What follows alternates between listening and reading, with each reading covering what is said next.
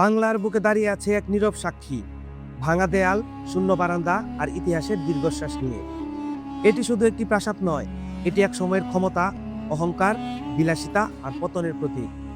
টাঙ্গাইল জেলার পাকুটিয়া গ্রামে অবস্থিত রহস্যময় পাকুটিয়া জমিদার বাড়ি। কিন্তু প্রশ্ন হলো, কারা ছিলেন এই জমিদার, কতটা ক্ষমতাবান ছিলেন তারা, আর কেন আজ এই প্রাসাদ পরিণত হয়েছে ধ্বংসস্তূপে? আজ আমরা জানব রহস্য, রাজত্ব ও পতনের সম্পূর্ণ ইতিহাস।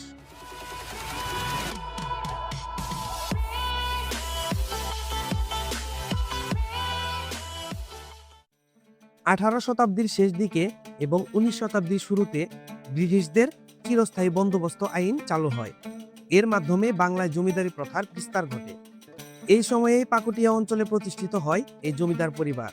এই জমিদার বাড়ি প্রতিষ্ঠা করেন স্থানীয় প্রভাবশালী হিন্দু জমিদার পরিবার, যারা ব্রিটিশ সরকারের কাছ থেকে জমি ইজারা নিয়ে কৃষকদের কাছ থেকে খাজনা আদায় করতেন। এই জমিদার পরিবারের মধ্যে কয়েকজন উল্লেখযোগ্য শাসক ছিলেন জমিদার হরেন্দ্র নারায়ণ রায় চৌধুরী, রাজেন্দ্র নারায়ণ রায় চৌধুরী ও তাদের উত্তরসূরিরা। তারা সরাসরি রাজা না হলেও নিজেদের এলাকায় প্রায় রাজার মতোই ক্ষমতা ভোগ করতেন। তাদের ছিল বিশাল দালান কোঠা, আদালত, অতিথিশালা, নাচঘর এবং শিব মন্দির।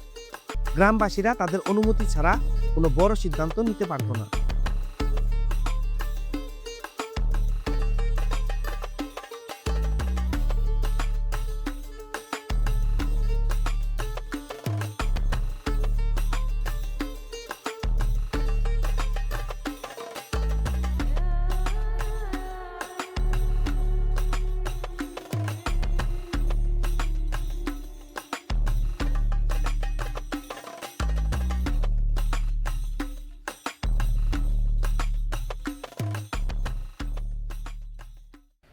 পাকুটিয়া জমিদার বাড়ির একটা ভবনের সামনে আমি দাঁড়িয়ে আছি।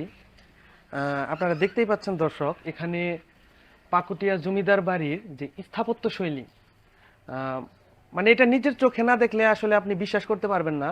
এত সুন্দর কারুকার্য, মানে এত সুন্দর কারুকাজ, যেটা ওই সময়ে মানুষ একদম হাতে তৈরি করেছে। আর এই যে এখানে যে দরজাগুলো দেখতে পাচ্ছেন আপনারা, এই দরজাগুলো কিন্তু ওই সময়কার কাঠের, এগুলো এখনো চেঞ্জ করা হয় নাই। এই যে এখানে পুরাতন যে দরজা, এই কাঠগুলো এখনো শক্ত অবস্থায় আছে। প্রায় 500 বছরের পুরাতন এই ভবনটি কিন্তু এখনো পর্যন্ত টিকে আছে।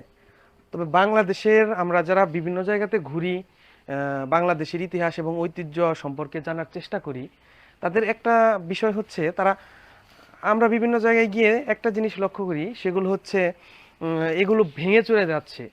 আসলে আমাদের দেশের, আমাদের বাংলাদেশ সরকারের উচিত এই সমস্ত পুরাতন জিনিসগুলো সংরক্ষণ করে রাখা। এই প্রাসাদে দেখা যায় বিশাল করিন্থিয়ান কলাম, খিলানযুক্ত বারান্দা, লম্বা করিডোর, সিনেমেট্রিক্যাল ডিজাইন, কারুকার্যময় দরজা জানালা। প্রাসাদটি কয়েকটি আলাদা ভবনে বিভক্ত ছিল, যা একসাথে একটি বিশাল রাজপ্রাসাদের মতো গড়ে উঠেছে। প্রতিটি ভবনের সামনে খোলা প্রাঙ্গণ, যেখানে হতো উৎসব, পূজা, নাটক ও সভা। তবে বিশেষভাবে উল্লেখযোগ্য ছিল জমিদার বাড়ির শিব মন্দির, যা আজও দাঁড়িয়ে আছে অতীতের স্মৃতি হয়ে।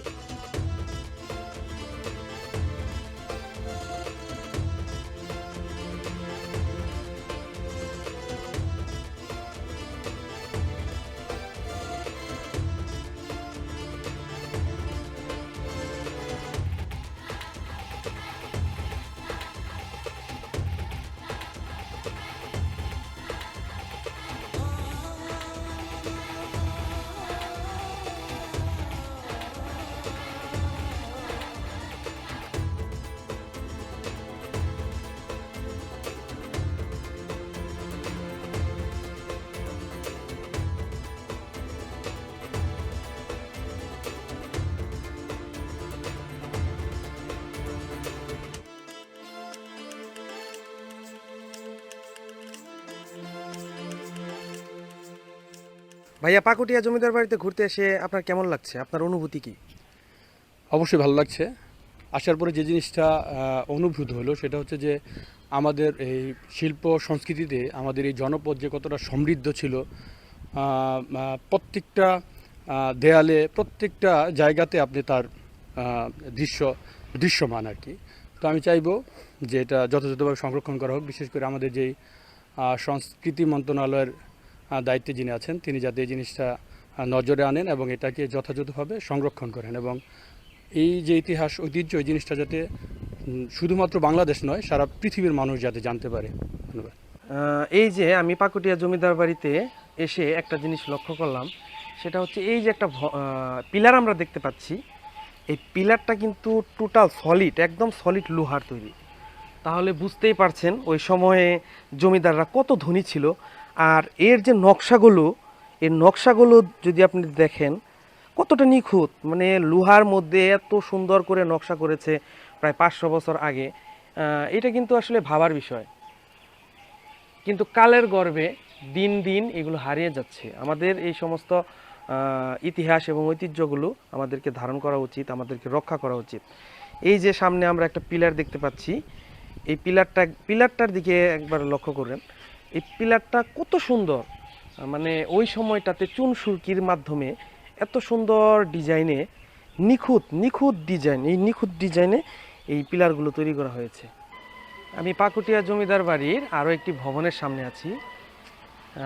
ভবনটির কারুকার্য যদি আপনারা একটু লক্ষ্য করেন তাহলে দেখতে পাবেন এখানে আছে ফুল লতা পাতার ডিজাইন, বিভিন্ন ধরনের নকশা।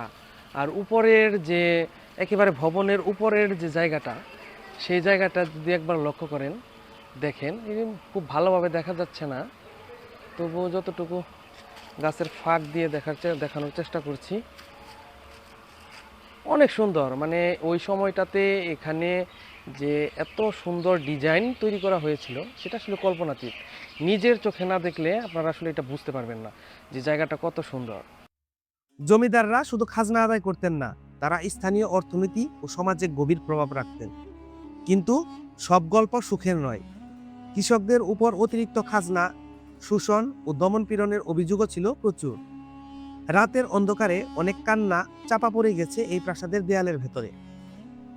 এই প্রাসাদের ভেতরে ছিল অন্ধকূপ, যেখানে প্রজাদেরকে ধরে এনে অমানসিক অত্যাচার করা হতো।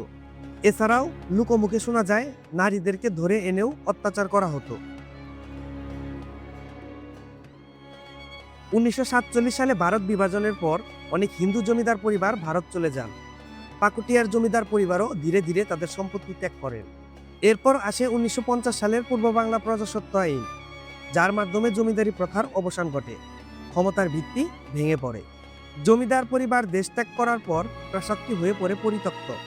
ধীরে ধীরে লুটপাট, অবহেলা, প্রাকৃতিক ক্ষয়, রক্ষণাবেক্ষণের অভাবে সব মিলিয়ে একসময় ঐশ্বর্যময় প্রাসাদ পরিণত হয় ধ্বংসপ্রাপ্ত স্থাপনায়।